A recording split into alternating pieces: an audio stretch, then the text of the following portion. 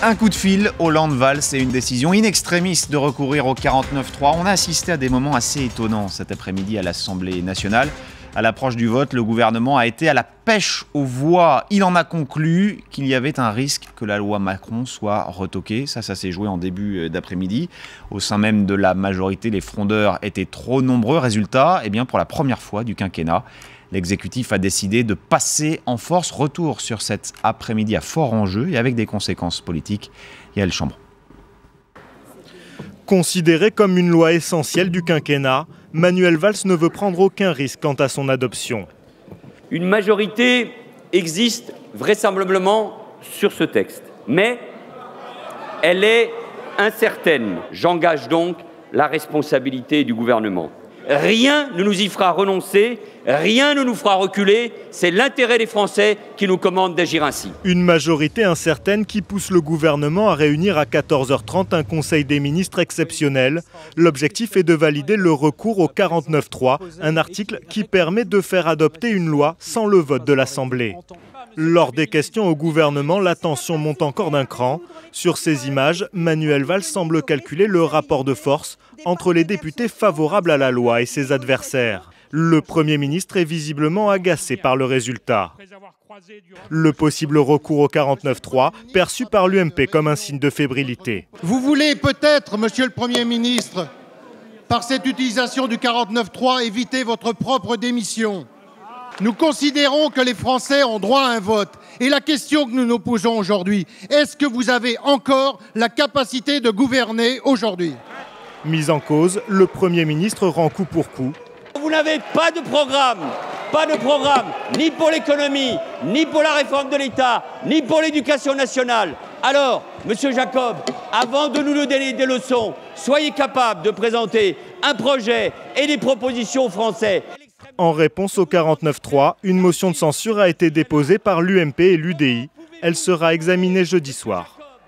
Manuel Valls a-t-il encore une majorité? Question posée ce soir dans un instant en duplex avec nous. Stéphane Travert, qui est un député PS de la Manche, un ancien frondeur qui, lui, comptait voter favorablement sur cette loi Macron. En plateau avec nous, Jean-Christophe Fromentin, bonsoir. Bonsoir. Député UDI des Hauts-de-Seine, Frédéric Delpech du service politique de LCI. Jean-Christophe Fromentin, on commence avec vous. Vous étiez favorable à cette loi Macron et ça n'était pas une évidence au sein de votre groupe parlementaire, le groupe UDI. Allez-vous voter la motion de censure ?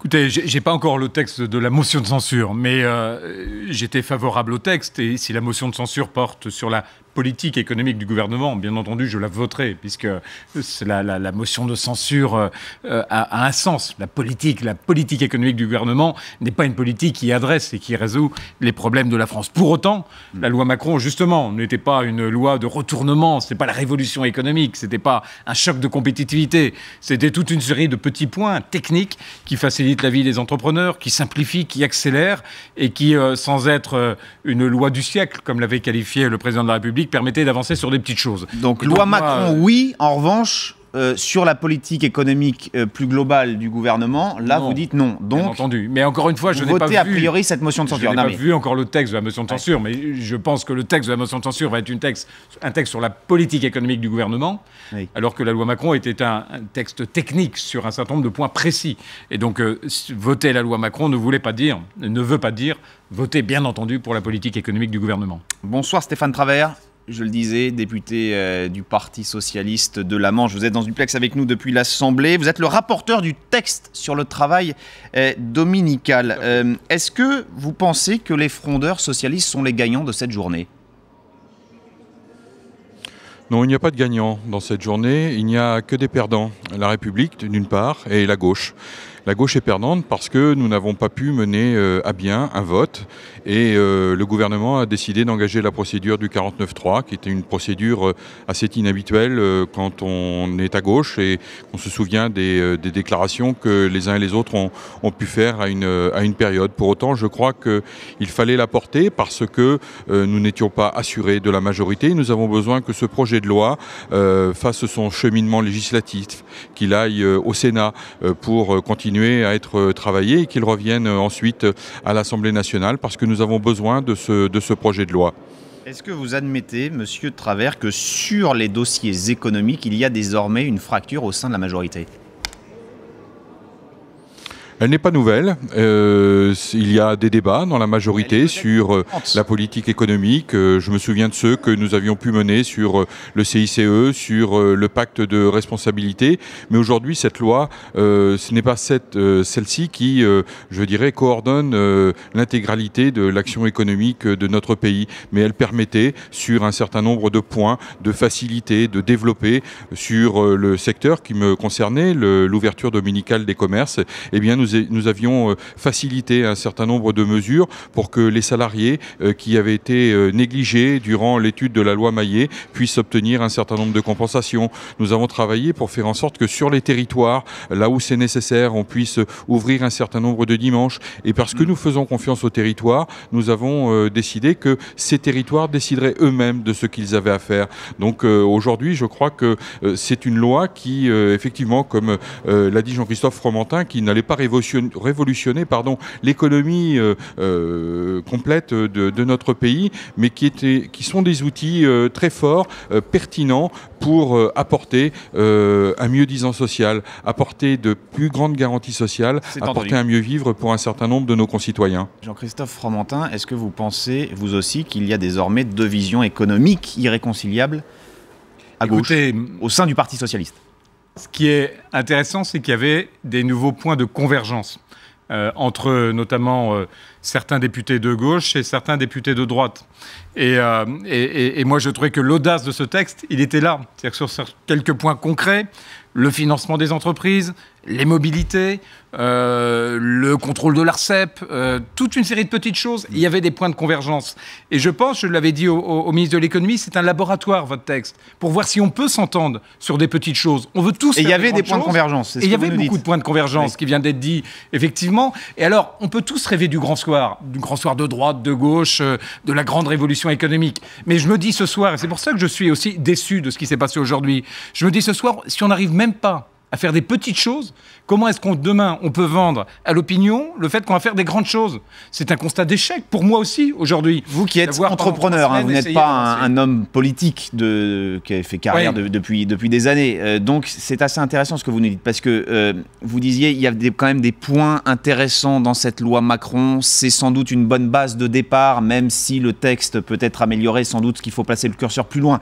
Mais ce que vous nous dites aussi, c'est que quoi? C'est qu'on ne peut pas réformer en France. Mais vous avez raison. J'ai eu une lecture il y a quelques jours en disant si tu n'étais pas député, tu es chef d'entreprise, comme tu l'étais il y a 2 ans, voilà, tu regardes tous les points. Est-ce que sur la médiation prud'homale, sur les prud'hommes, c'est mieux? Est-ce que sur le financement, c'est mieux? Est-ce que sur l'investissement, c'est mieux?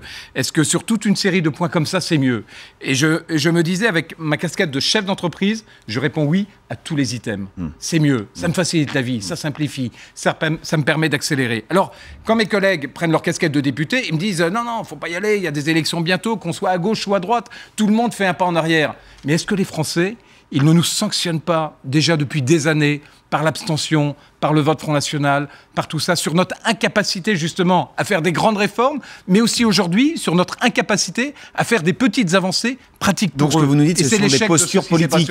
Parce qu'il y a des collègues, pour parler par exemple de votre parti, l'UDI, qui était sans doute d'accord sur le fond avec cette loi Macron, mais parce qu'il y a les départementales qui arrivent, oh là là, bah non, on va pas voter favorablement, c'est ça? Je pense que malheureusement, à droite comme à gauche, le fait qu'il y ait une échéance électorale, peut-être pour la gauche, c'est ne nous affichons pas avec la droite, pour la droite, c'est ne donnant pas l'impression de donner un gage à la gauche, et la politique politicienne a rattrapé l'efficacité aujourd'hui. Et c'est ça qui est dommage, c'est ça qui est regrettable. Vous avez encore envie de faire de la politique?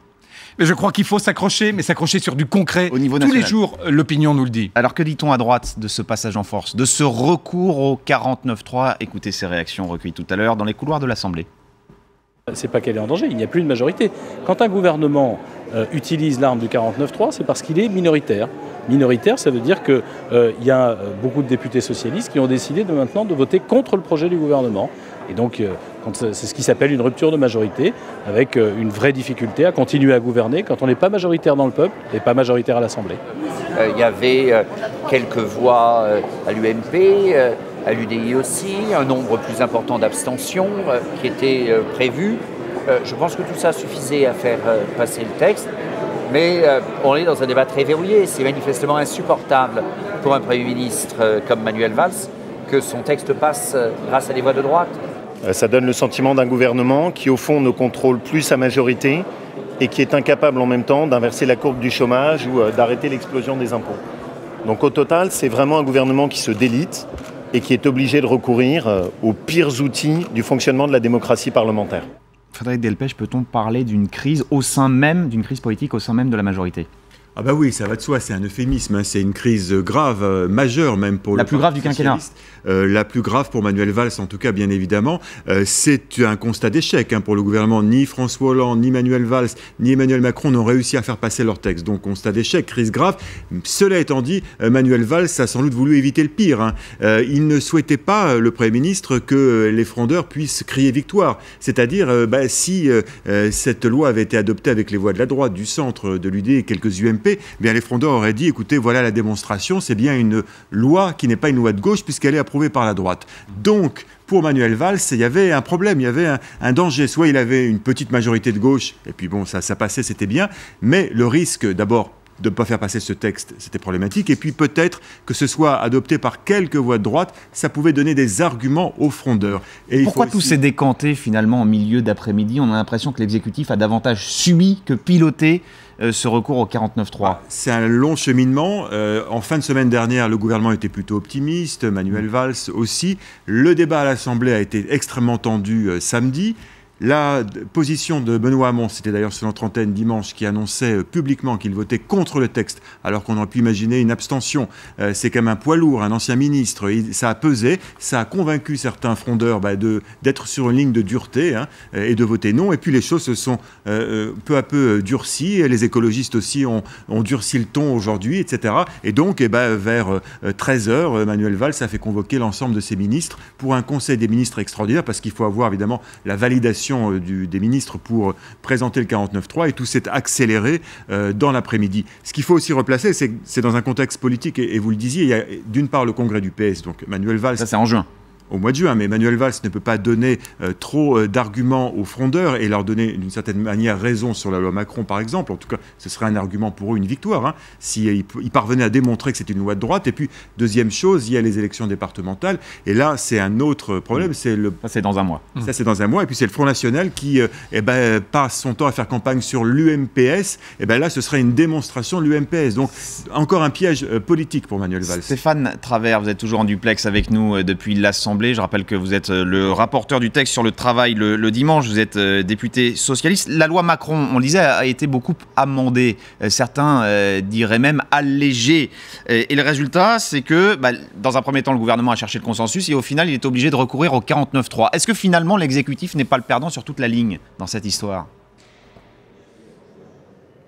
Non, parce que je crois que ce texte, il n'a pas été allégé, comme vous dites, il a été enrichi des contributions de l'ensemble des rapporteurs qui ont beaucoup travaillé sur ce texte. Et quelque part, c'est ce qui est injuste aujourd'hui. C'est la somme de travail que nous avons faite qui a été mise à bas aujourd'hui avec l'utilisation du 49.3.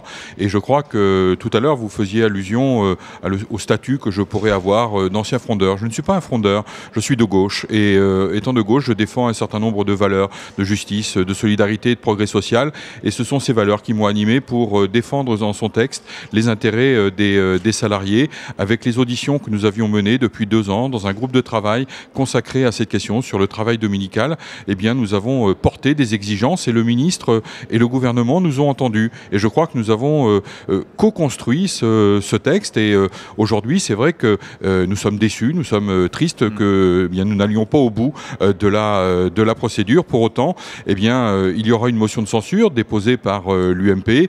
Cette motion de censure sera rejetée, je l'espère, et nous pourrons continuer notre cheminement législatif et à travailler pour les salariés de ce pays, notamment pour les salariés qui demain travailleront le dimanche et qui demain commenceront à percevoir des compensations parce qu'ils auront fait cet effort de volontariat pour venir travailler le dimanche dans les magasins de détail alimentaire. Merci beaucoup Stéphane Travers. Dernière question, Jean-Christophe Fromentin, sur l'aspect économique. Les Français veulent des résultats. Quand on entend par exemple M. Travers dire moi je suis de gauche, est-ce que sur l'aspect économique ça a encore un sens de dire je suis de gauche, je suis de droite ? L'opinion, ce qu'elle attend, c'est de l'efficacité, des emplois. Je crois qu'il y a un mouvement que tout le monde a bien compris, c'est que pour avoir des emplois, il faut gagner des parts de marché. Pour gagner des parts de marché, il faut être meilleur sur ses produits. Pour être meilleur sur ses produits, il faut être plus compétitif. Ça, c'est le chef d'entreprise qui parle. Mais c'est tellement simple, oui. C'est tellement simple et compliqué en même temps. Simple parce que tout le monde se Est-ce que vos collègues à l'Assemblée, ils tiennent le même discours? Et il le faut. Et petit à petit, ils y viennent, y compris la gauche d'ailleurs. Ils font le mouvement, mais il est temps de le faire parce qu'on n'est plus dans un monde fermé. Alors il y en a encore à droite comme à gauche qui rêvent d'un monde fermé ou refermé et d'un pays refermé avec des remparts, des miradors et tout ce qu'il faut pour rester dans l'entre-soi. Ce n'est plus possible. Le monde global nous offre des opportunités formidables. Il faut l'oser, il faut y aller, il faut adapter notre économie, notre fiscalité, notre organisation, notre dépense publique à ça. Et on y arrivera parce qu'on a des atouts formidables. Mais c'est une révolution politique parce que ça nous interpelle tous, ça interpelle tous les députés sur des vieilles doctrines qui n'ont plus cours aujourd'hui et qui ont besoin d'être modernisées. Il y a sur ce texte une tentative, elle a échoué et je regrette encore une fois que le Premier ministre n'ait pas mis au vote parce que peut-être il aurait eu des surprises, des bonnes surprises. Oui, mais il aurait peut-être pu en avoir de mauvaises. Et il n'a pas voulu prendre de risques. Ce n'est pas forcément un joueur de poker, Manuel Valls. Merci beaucoup, Jean-Christophe Fromentin. Tout de suite, on parle de Bernard Tapie. Lui n'est plus sûr de garder ses 403 millions d'euros. La Cour d'appel de Paris a donc annulé l'arbitrage privé. En 2008, ce tribunal lui avait accordé une indemnisation record.